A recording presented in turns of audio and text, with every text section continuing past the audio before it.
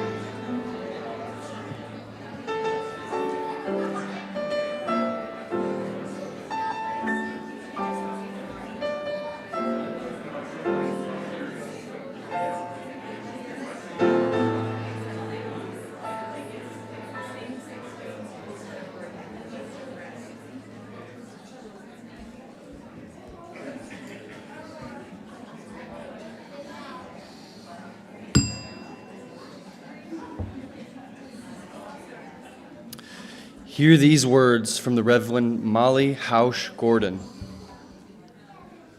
We gather this morning tenderly like drops of dew on a leaf of grass, hopefully like gathered raindrops in a cloud, gleefully like water rushing in a stream to the sea, deeply like groundwater pulled up from a well.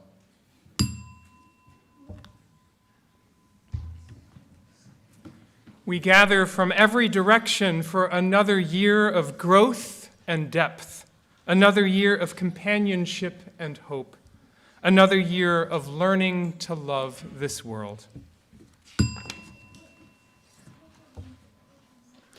We gather like the water that joins us across all of creation, the water that connects us within and without, merging and flowing across the entire world. Please join with me in the chalice lighting words from Katie Sivani Gelfond in your order of service. We light this chalice as a symbol of reunion.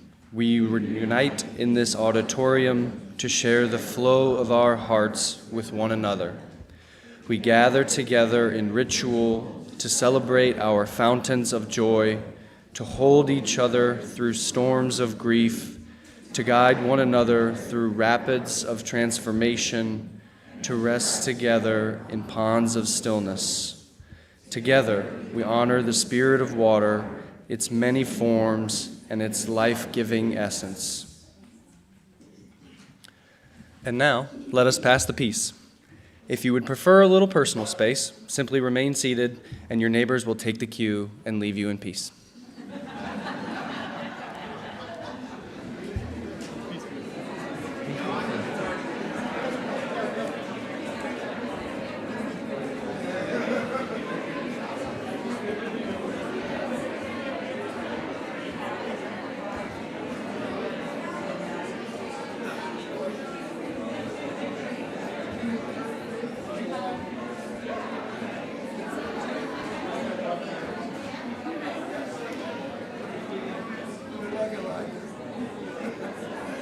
Thanks.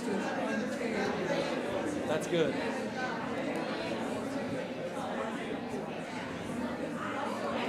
Are you going to tell them to remain standing first? Okay, come. You can remain standing, but we're going to sing together now. We have so many ways of being together, and this is one of them. 188 in your book or on your screen. You all know this, most of you.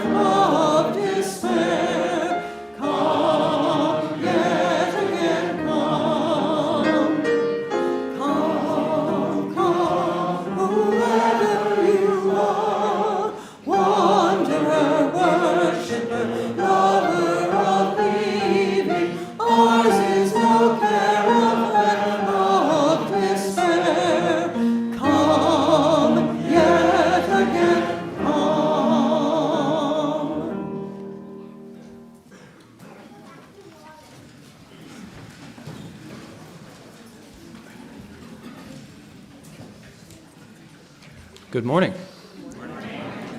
I'm Elijah Evans, pronouns he, him, your celebrant this morning. We welcome all people who welcome all people. We welcome all genders, ethnicities, bodies, and stories.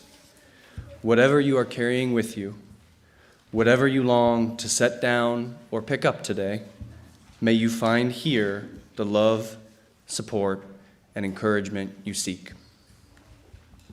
If this is your first time here, welcome. If you like, you can raise your hand so we can greet you.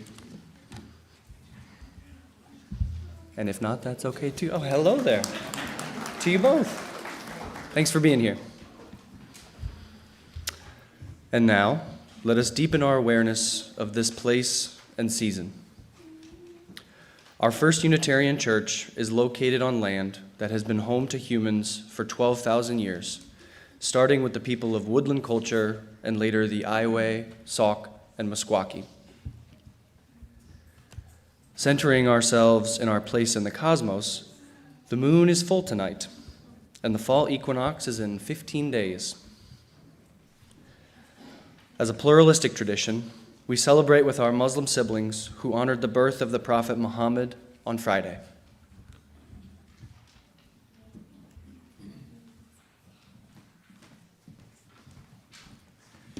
Good morning. I'm the Reverend Steve Sieck. I use he, him pronouns, and I'm honored to serve as your minister. Today, we celebrate our annual in-gathering, our water communion service. It is so good to be with you. Think of our order of service today as an intention that we will depart immediately from after the anthem. We just got things a little bit jumbled up, but we will flow with it. That's someone else's joke, I borrowed it. As Unitarian Universalists, we don't hold to a very specific creed or statement of belief. We, in fact, are held together in love by a covenant with one another. That means affirming and reaffirming our commitment to that covenant. That means that we try to put love at the center of what we do. So I ask you to join me now in speaking our First Unitarian Church of Des Moines relational covenant, which speaks to how we are with one another. We covenant to care for our well-being, each other's well-being, and the well-being of the community as a whole. We will recognize the inherent worth and dignity of all, be respectful and kind, valuing the gifts and individuality of all, listen with empathy and consider the impact of our words and actions, be patient and understanding with each other, find a pathway, and work for reconciliation. And I ask you to stand again. We'll do 360. Here we have gathered. If you want to.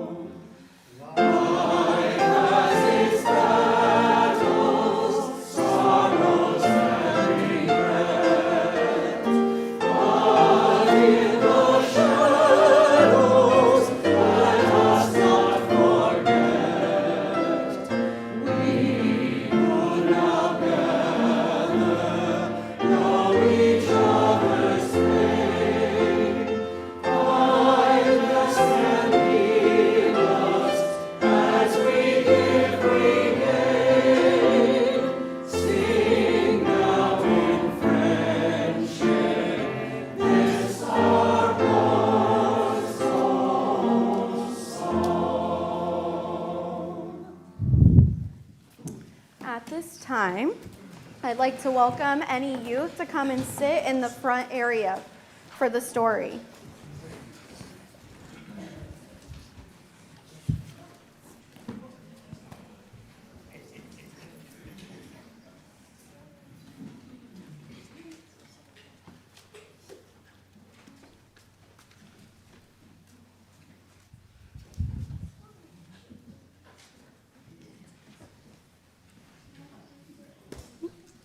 Today's story is called They Call Me River by McKeck Albrecht. I begin as rain. High above the mountaintop, I fall softly from the sky to the earth.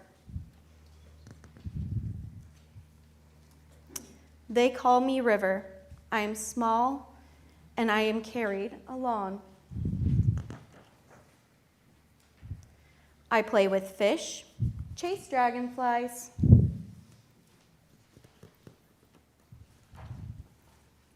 My world is changing all the time, and so am I. I grow bigger, move faster, testing my boundaries. I shimmer and ripple and curve. I carve the earth, twisting, spinning, splashing, roaring. I am wonderful and wild. And when I merge with another, I move smoothly forward. I glow.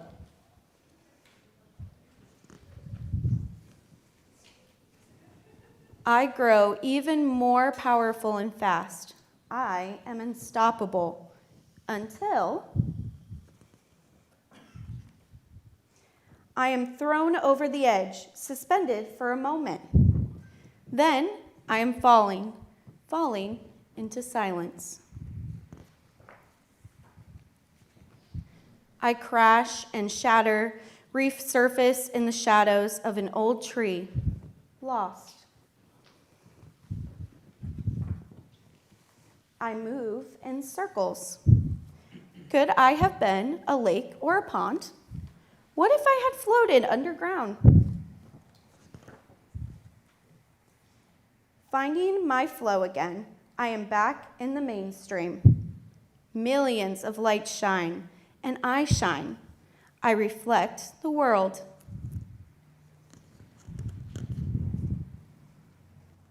I ease into wide open, lonesome landscapes. The moon keeps my company. I treasure every drop, every ripple, every breath. I fulfill wishes. I carry big ships like paper boats. Slowing down, there is more of me behind than there is ahead.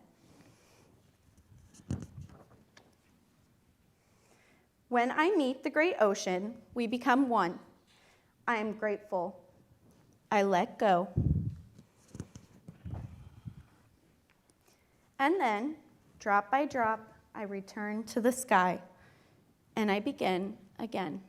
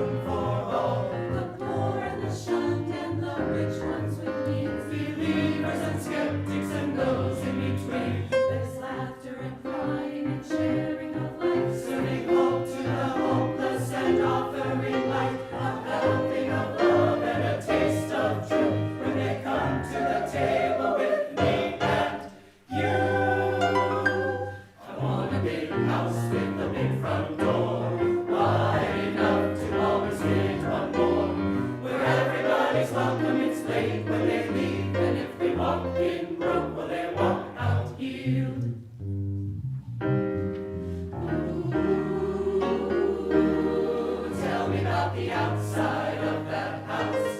I said, ooh.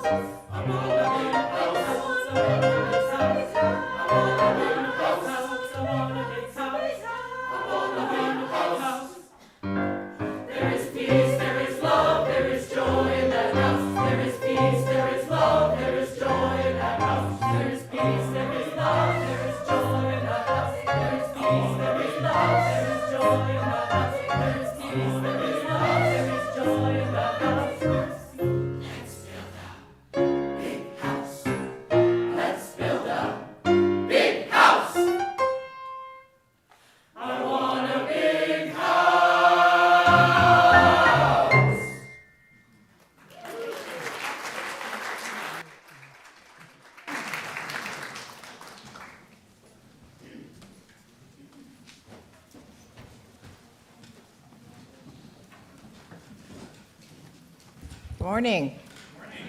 And here we depart from the order of service. My name is Sally Buckholt. My pronouns are she and her, and I'm here to specifically invite you to come to the community fair next Sunday, the 14th. What is a community fair? I hear you asking. This is an opportunity to learn about all the ways we make First Unitarian Church together. Whether you are interested in teaching children, seeking justice, baking bread, learning about Unitarian Universalism, raking leaves, or working on a building project, there is a place for you in this community. Leaders of all of our committees and teams will be on hand in Griffin Hall to talk and share and get your attention, maybe, for something that would really turn you on and help us make First Unitarian Church the best church in Des Moines. Thank you.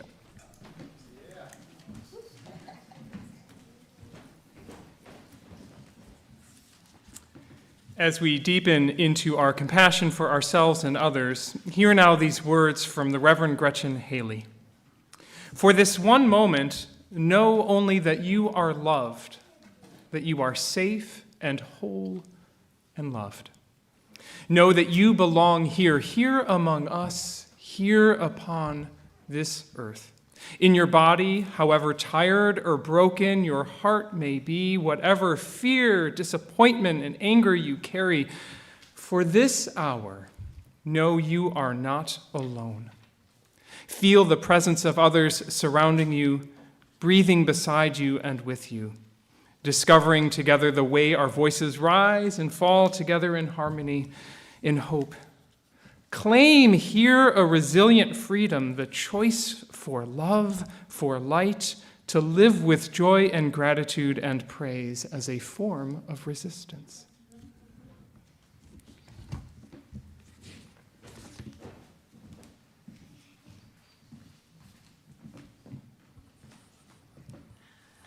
I'm Ellen Taylor, Pastoral Care Associate for our congregation. Sometimes we experience big changes in our lives, and we need a good listener to talk to.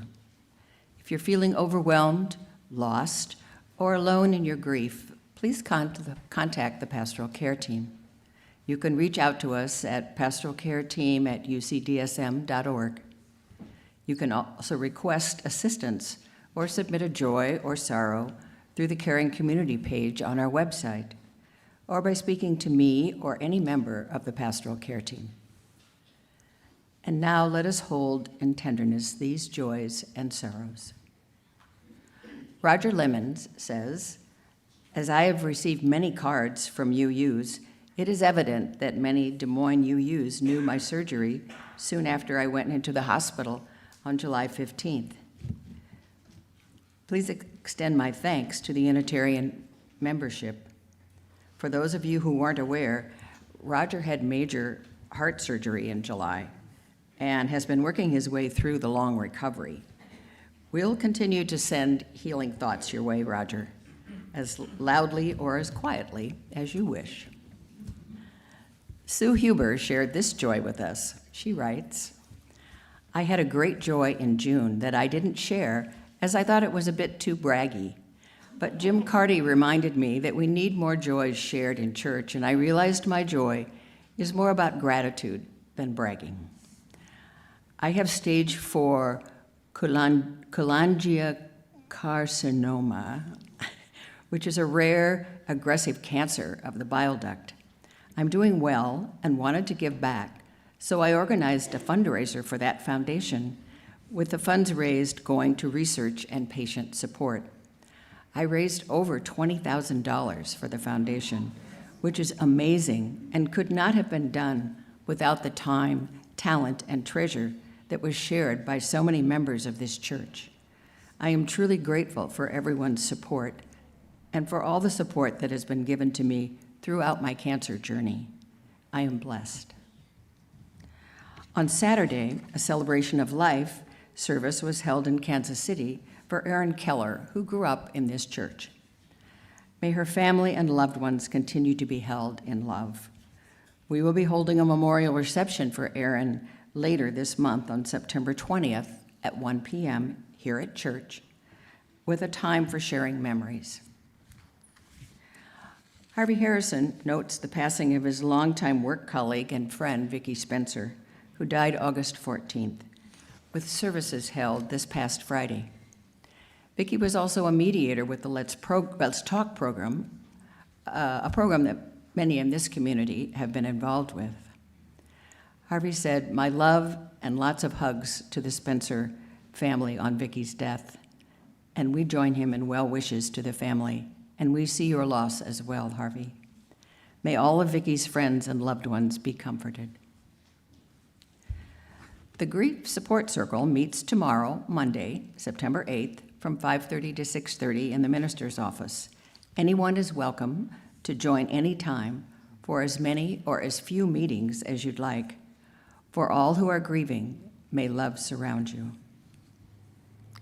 We recognize that to live in this world means that we all experience both joy and sorrow, and so we take this next moment to share aloud or in writing the names of those you carry in your heart today.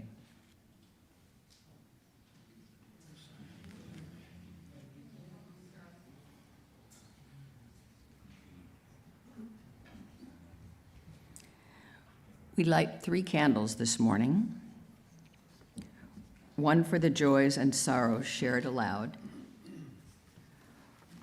one for those shared in writing.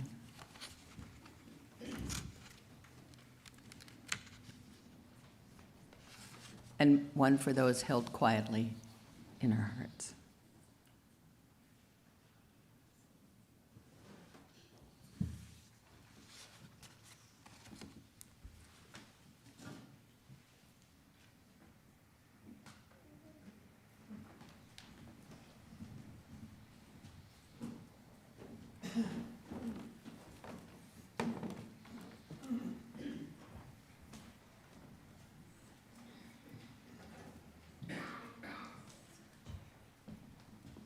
Let us sing together 10:07.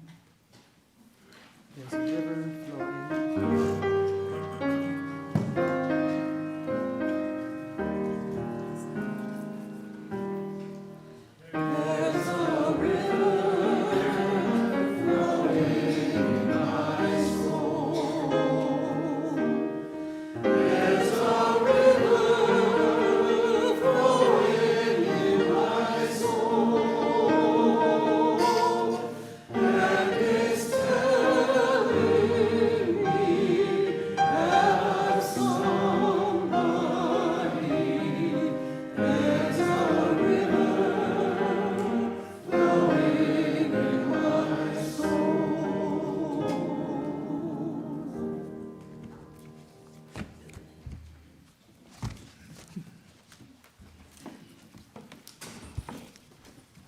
The work of our church, day to day, week to week, is sustained by the annual pledges we make, pledges which ensure that this city continues to have our religious community championing love, compassion, and equity for all people.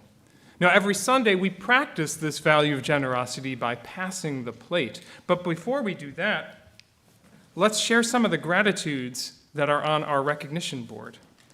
This one says, a special shout out to Sarah, that's your new name, Sarah and Jeremy Gunther, who lead the hospitality team. Yeah, it's a working title. Who lead the hospitality team on which I serve. They are rock stars and make it work even when half the team is out of town or struck with COVID or whatever. Thank you to Sarah and Jeremy. I'll leave it there. Thank you. This one says, to Catherine Lyons, I've watched Catherine devote long hours at the Capitol campaign over the last months as she supports the steering committee and communications. Her steadfast approach to getting the communications tools developed has been impressive. And I want to share a gratitude to all of our younger ones who have been so attentive and quiet and patient this morning. I see you. And so now, in gratitude we give, for in gratitude we receive.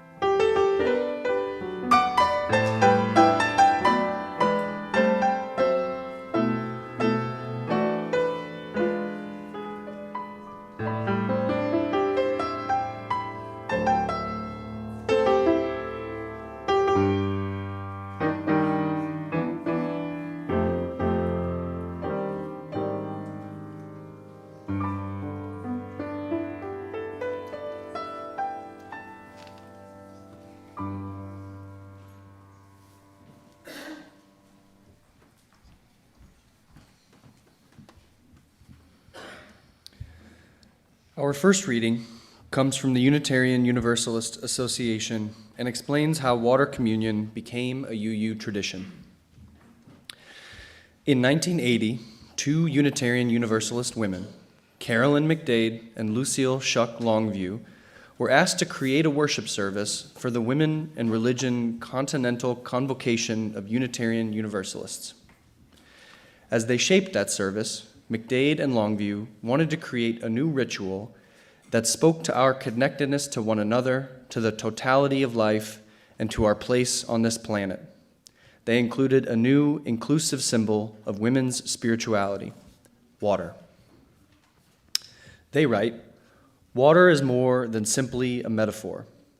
It is elemental and primary, calling forth feelings of awe and reverence. Acknowledging that the ocean is considered by many to be the place from which all life on our planet came, it is the womb of life, and that amniotic waters surround each of us prenatally, we now realize that this was for us a new story of creation. We choose water as our symbol of our empowerment." The November service, held in East Lansing, Michigan, was called "Coming Home Like Rivers to the Sea." As its creators, McDade and Longview enacted their ritual in the liberating space of a semicircle around a large earthenware bowl. They asked 8 different women, each coming from distant places, to bring water, and they did. Water from the Rio Grande and Assiniboine rivers, rainwater from Maryland, water from the Pacific and Atlantic Oceans, and others were poured into the earthenware bowl as each bearer described its significance. As the ritual is continued, says Carolyn McDade, water deepens in meaning for us, just as water deepens during its long and winding journey to the sea.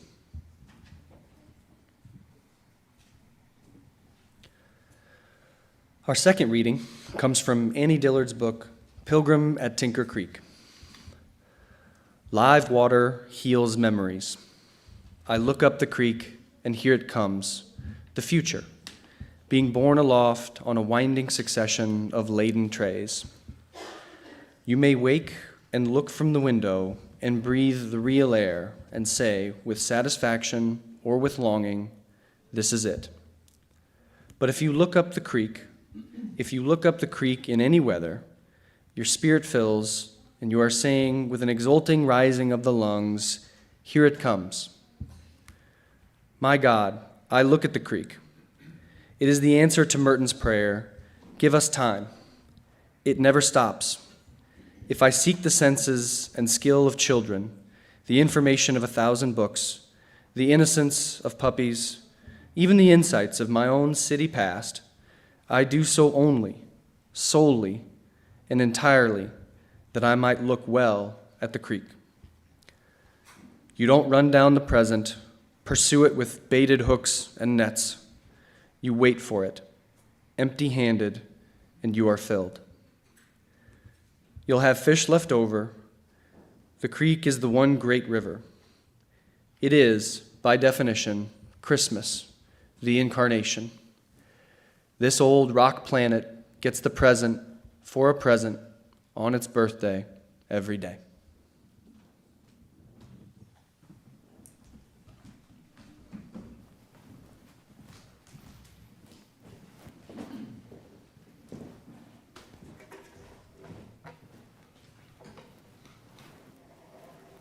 And so we gather here today, like rivers to the sea. We share some of the water of our lives in the vessel that we call First Unitarian Church. And we do this not to dissolve or assimilate ourselves, but as a free expression of ourselves, whole and worthy and connected. Now, your vessel of water carries part of your story, your place, your memory. And I invite you to honor that story. As we share our water today, we fill this bowl with our gathered stories. I'll be right back.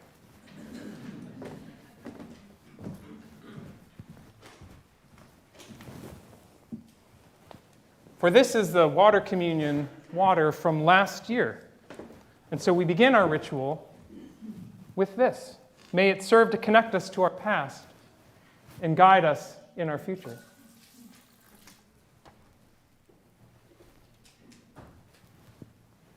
Next, I wish to pour out water for those of us who are gathering online.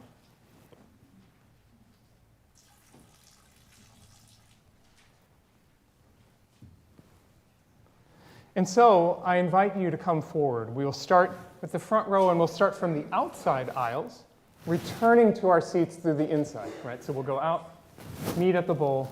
Now, 1 ounce is plenty. I do not have a second bowl.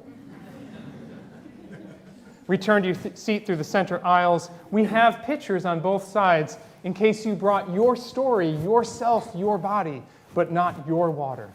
It's all just symbol. Okay. Elijah will, if you need assistance getting your water to our gathered water, just raise your hand and Elijah will find you. Okay? Come, let us gather our waters. You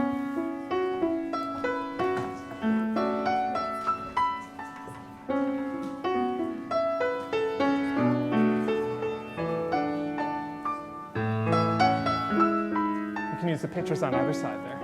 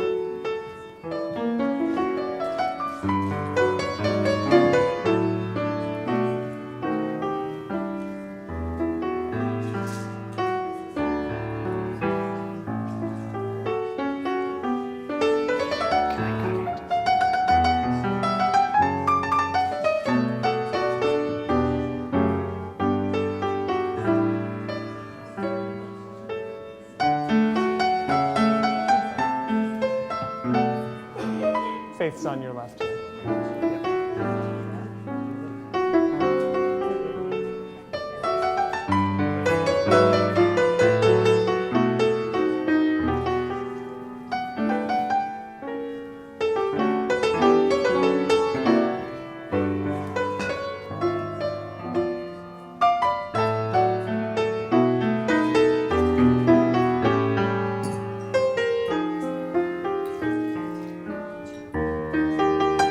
Make it heavier for you there.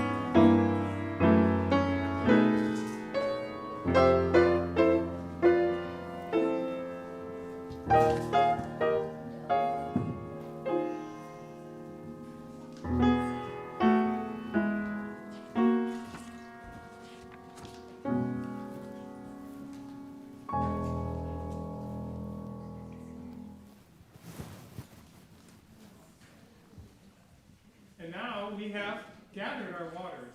This water will start our ritual next year. Can I point out, I'm not on, am I? Was I on as I was humming during the entire ritual? No. Take two. Let's start by observing our water conservation energy here. That's great. Thank you. We have gathered our waters, and this water will be what starts our ritual next year. This is the water we will use for child dedications. It is a reflection of our gathered community.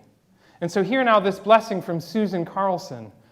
May the waters gathered here remind us of what each of us brings to this community and of the waters that nourished us before we were even born, that continue to give us sustenance and energy for our life journeys and for all creatures on this earth. May we gratefully continue to swim to the other side.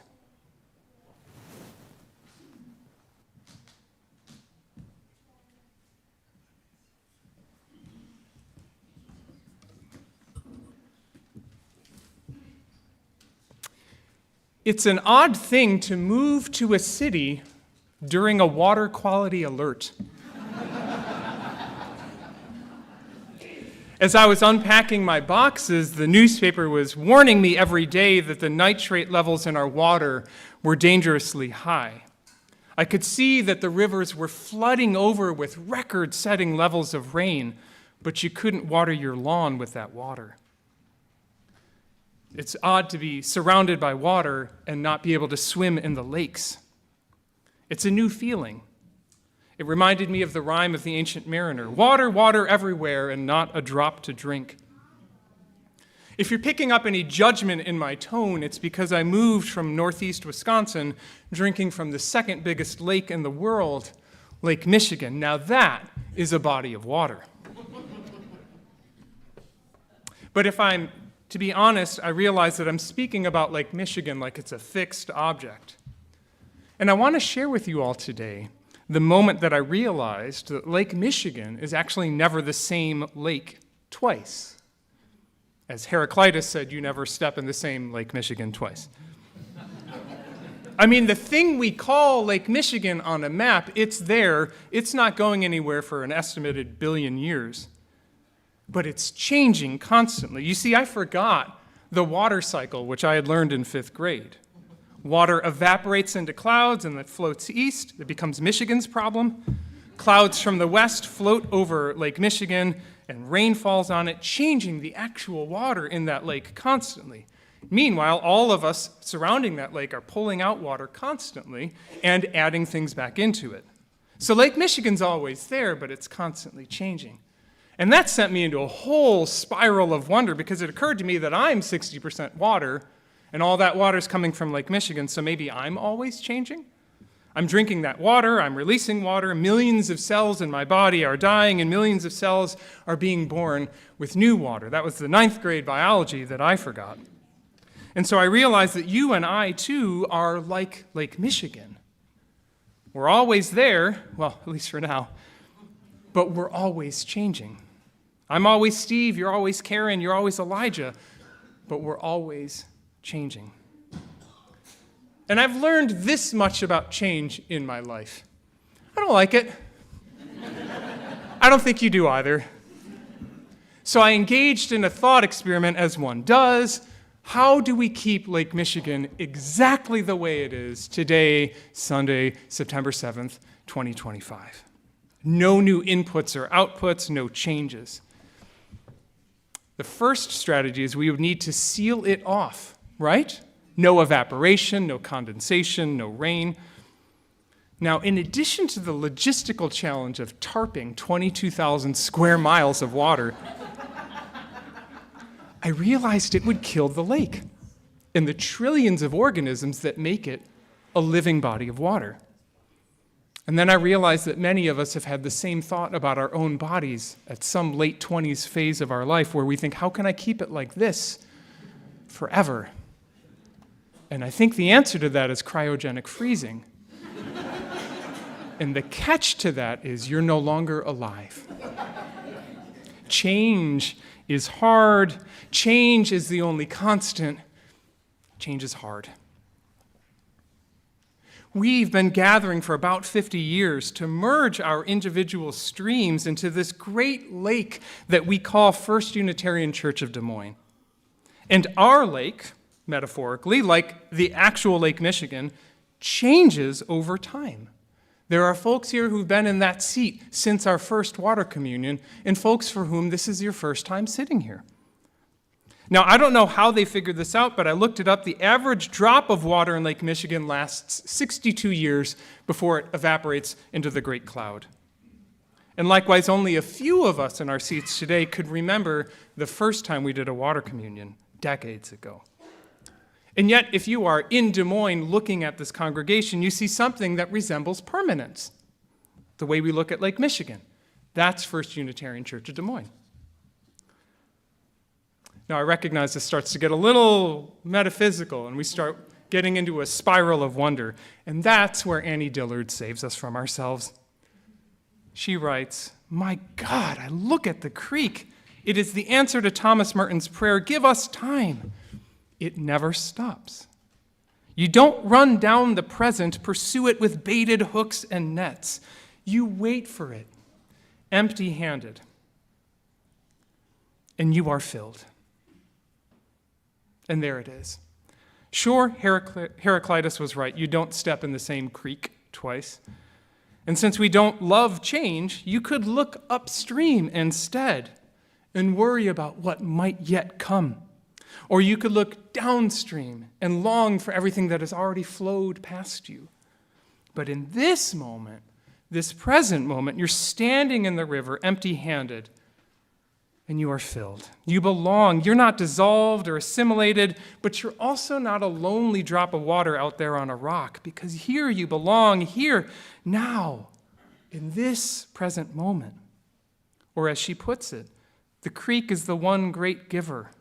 This old rock planet gets the present for a present on its birthday every day. Now, a smarter minister ends there, leaving you with that feeling of cosmic presence. But I feel it avoids naming the actual problem. As we breathe into and receive this present moment, this Sunday, September 7th, 2025, as we stand in the great river and feel our ease of belonging, we can ignore or get complacent with our present troubles, too. If we think back to that Lake Michigan, we didn't think too much of running all the coal-powered steamboats through it or dumping PCBs and mercury and DDT into that great lake. But then we realized this present moment is not sustainable. And we created the Great Lakes Water Quality Agreement. And we cleaned it up for a bit. And then we started dumping forever chemicals like PFAs. And now we're talking about that, and we're realizing that's not sustainable either. And so it goes with our own Iowa waterways as well. Just because it is the present level of nitrates in our waterways doesn't mean we have to accept it. We have to tend to these bodies of water or they will be unusable. And so it is with the church, cleaning up both the very literal creek right over there and also the figurative waterway of aging facilities. Our Dare to Dream capital campaign kicks into its next gear today, this present moment, and work will begin to make our facilities ready to serve the next 148 years. The next 148 years of water communions and weddings and memorials and children and youth and adult faith formation and small groups and concerts and festivals and interfaith work and all the thousands of other streams that merge in to flow to this great lake we call First Unitarian. We warmly invite you to join us for a fantastic brunch after the service right there so you can learn more and celebrate the work we have ahead for our campaign. It is odd. It is a weird feeling to move into a place where water is so plentiful and so dangerous, but it's not without its causes.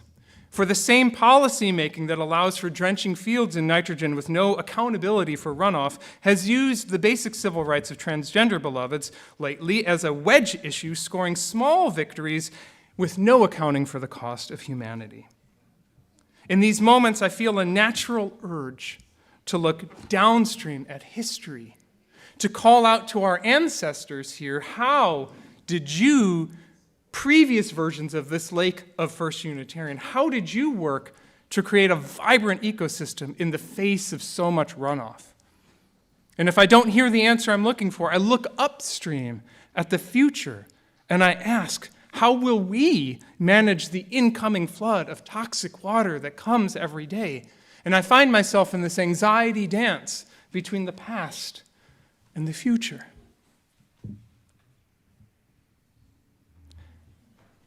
It's always been this way.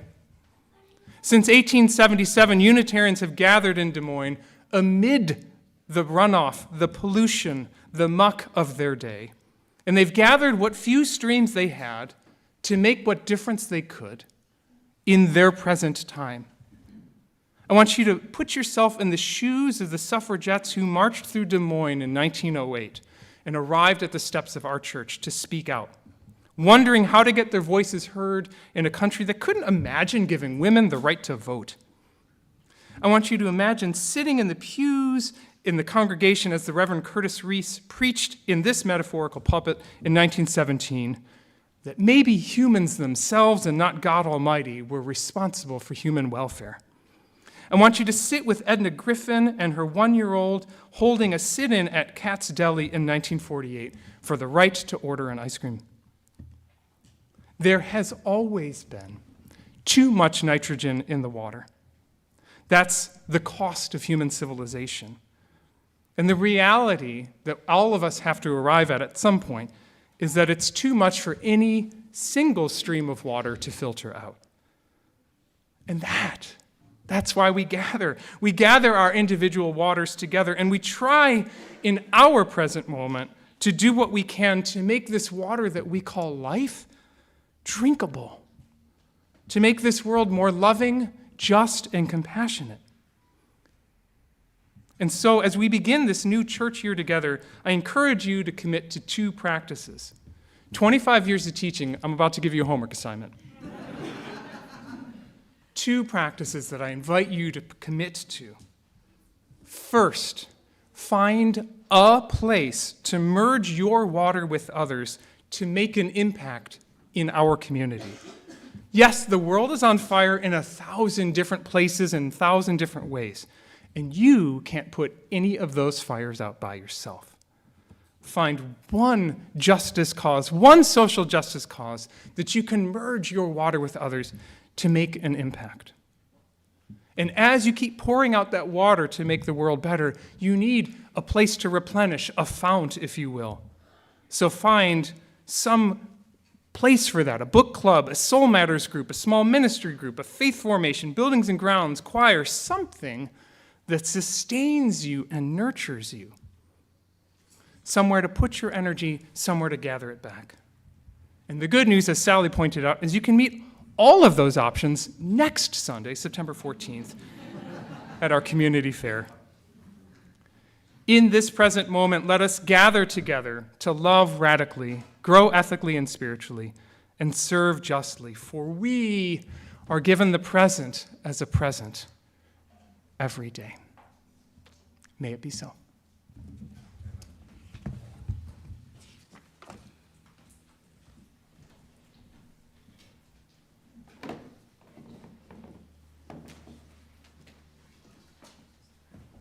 Please join me in singing 100. I've got Peace Like a River.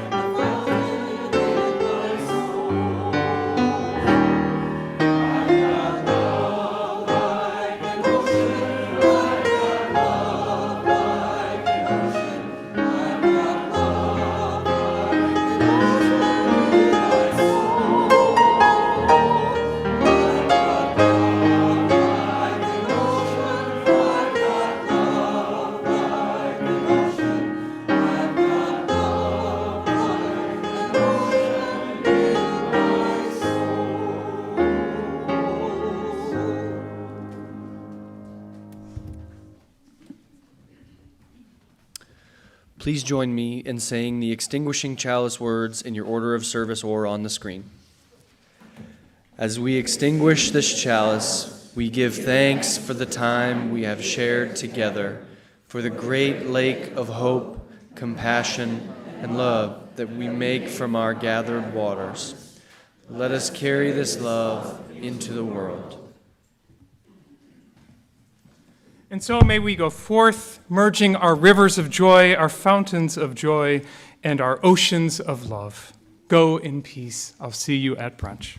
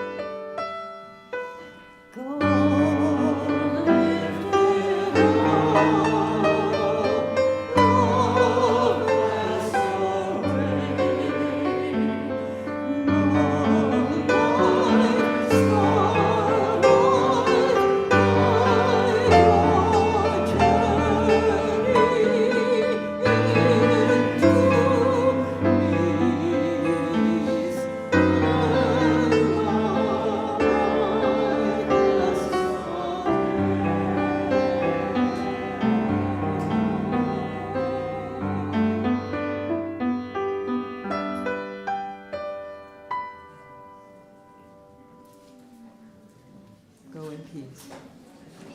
This live stream from First Unitarian Church comes to an end. Remember that previous live streams can be found on our YouTube channel. We'd love to see you in person someday. Until then, thanks for joining us.